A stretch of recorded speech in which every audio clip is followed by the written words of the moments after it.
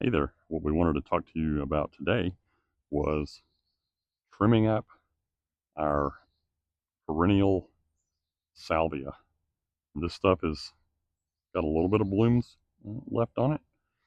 Uh, it's early summer here in North Texas, and we just love the way this stuff looks.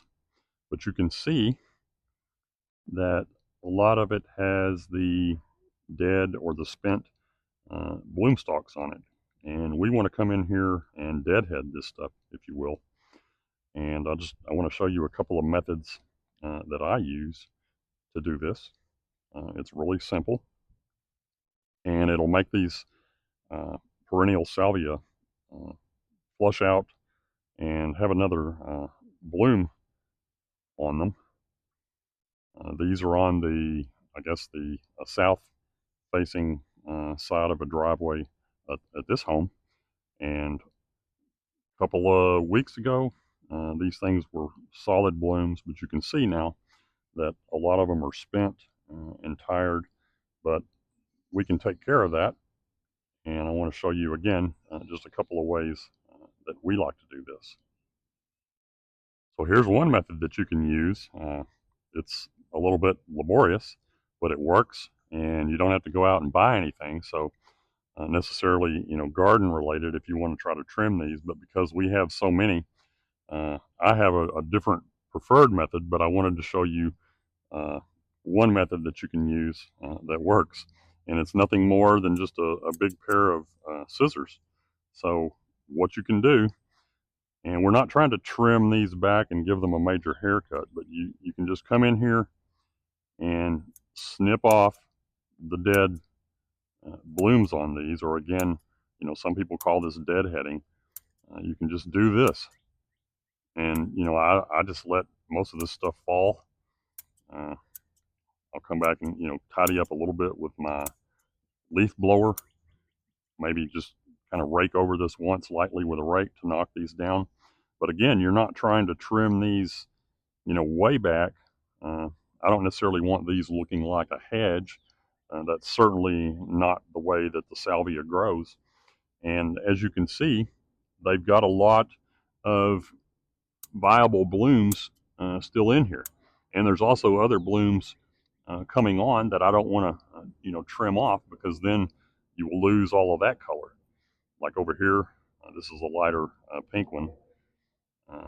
Here's a red one that's coming on. So again, you don't want to trim all of this off, but just, if you have it, just a simple pair of scissors will take care of this, and you can just kind of go in here and hit it. I see our neighborhood cat has decided to move around. I thought I saw something moving in the bushes, and I was like, what is that? She hangs around here, and she has a favorite spot that she likes to hang out under this big nandina. And there's the reason why, is we keep a bird feeder right outside of that window. She likes to hang out there and see if she can catch a birdie. Anyway, such as it is, back to the perennial deadheading of the salvia.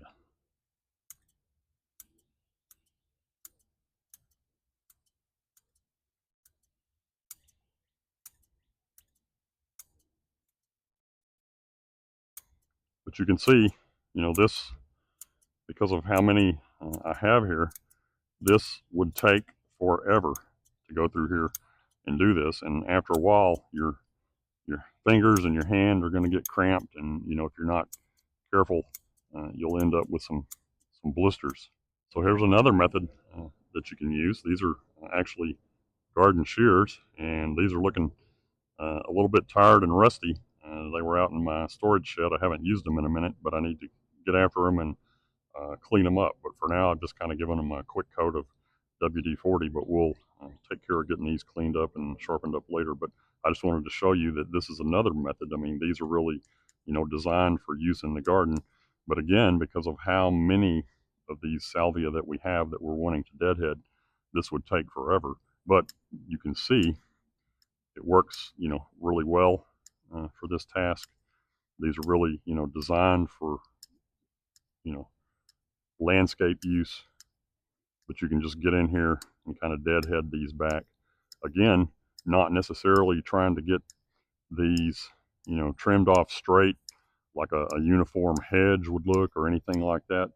Just trying to like deadhead it a little bit and take off some of the spent blooms so it'll flush and come out and, give us another pop of color before the dead of summer gets here. But you can see this works. Nothing wrong with doing it this way. If you've got the time and you like to do this, it's kind of relaxing. You can just, take in the sounds of nature around you. Just, enjoy your morning. Maybe have a cup of coffee or a cup of tea with you, or, whatever works for you. And just come out and maybe even do these a section at a time.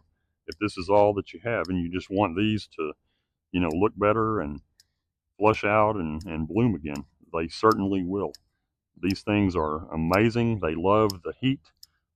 They're really drought tolerant. So they do quite well here in North Texas area for us.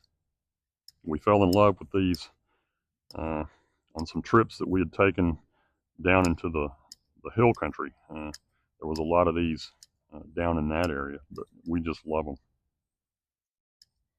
And a lot of these, if you've seen any of our other videos, I've probably talked about it. This entire stand of these salvia, none of this was here when we got this property. And I took cuttings off of other salvia that a friend and family had, and propagated those cuttings and then planted all of these. And that was probably 20 years ago now. And these all come back every year as a perennial, and they're beautiful. Here's a purple one that we got recently that I really like. These others are a deep red, and then you saw the pink that I was showing you earlier. But that's another method, and now I'm going to show you even another more, I would call like an invasive method, but it gets the job done. So for this method, I've just got a pair of actual hedge clippers that I come in here with and use to just selectively get some of these spent blooms off. And you can, cover a little bit more area. Again, it's a little more invasive because you're cutting, more off at a time, and you kind of have to be careful and watch what you're doing. And like I said, you can see how I'm leaving this kind of, different shapes, different sizes. I'm not trying to get just a smooth flat top hedge here. Believe it or not, I'm trying to get the spent blooms off, and you can kind of tell when you're working on these how it looks and what needs to be, trimmed off just to get those spent blooms off.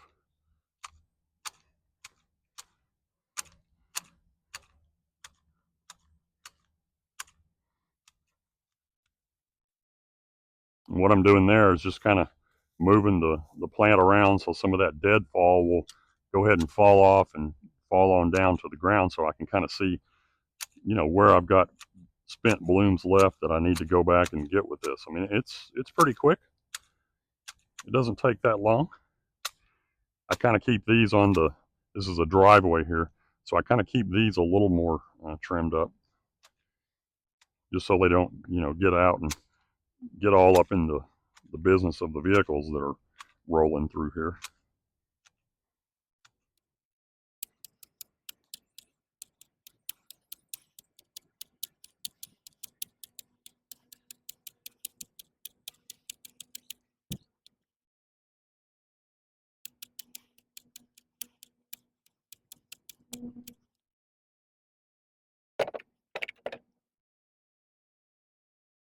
So yet another method that you could use, way more invasive, but if you've got acres of these things that you want to, clean up in a hurry, my battery-powered hedge clippers. And for these, I always prefer to wear my eye protection, just a suggestion. But again, you can just be careful with these and just hit, the areas that you want to trim. Just hit it lightly.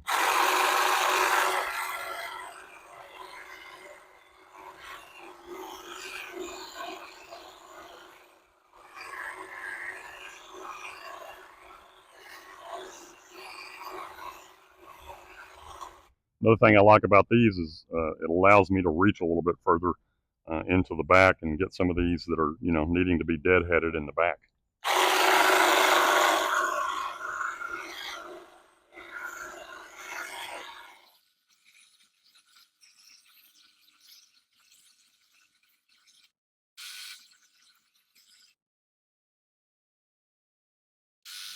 Again, not trying to get a flat top. I'm just, you can even see I'll do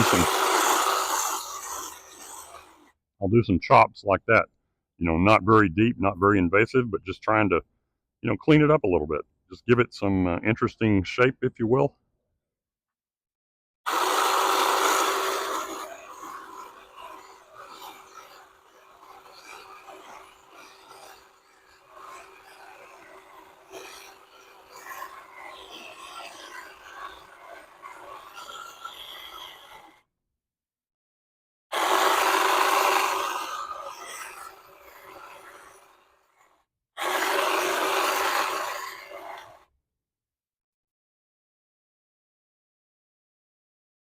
So all in all, that looks pretty good.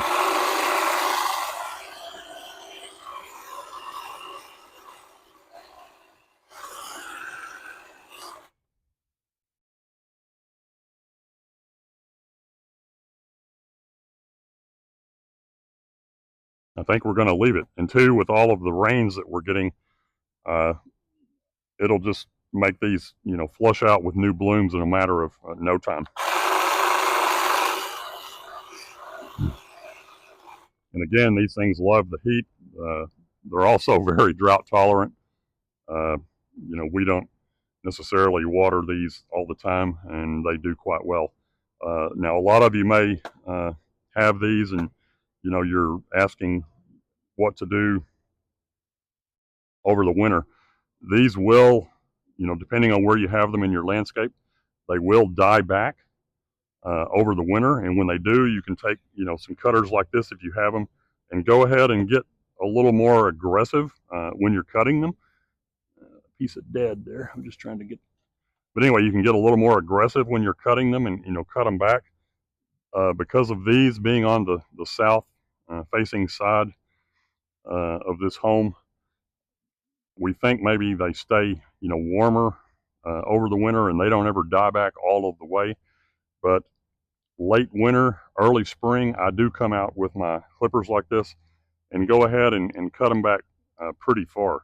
Now, I've got some other salvia out in the landscape of this property that, depending on how they look, I may cut them completely back to the ground, but they always come back and look beautiful like this. Okay, this is the after picture. We're just going to do a quick walk down, and you can see I've knocked off all of that dead bloomage, or for the most part, nearly all of it, and I've left a lot of the areas, you know, where there were new blooms coming on. Again, I wasn't wanting to cut this back, you know, aggressively. I want it to flush out and bloom again, which it will do. And there may be spots that I've missed, like down here on the end, I can see that I've missed. So I'll come back maybe later with my handheld clippers and, you know, clean this up and trim this up. But for the most part, you can see that they're looking pretty nice. And we're going to go with it. So I hope you enjoyed this video. I hope this helps. Please give us any of your comments down below on how you tend to your perennial salvia, if you have that in your landscape, and let us know what you think. We always try to answer any of the comments that people leave.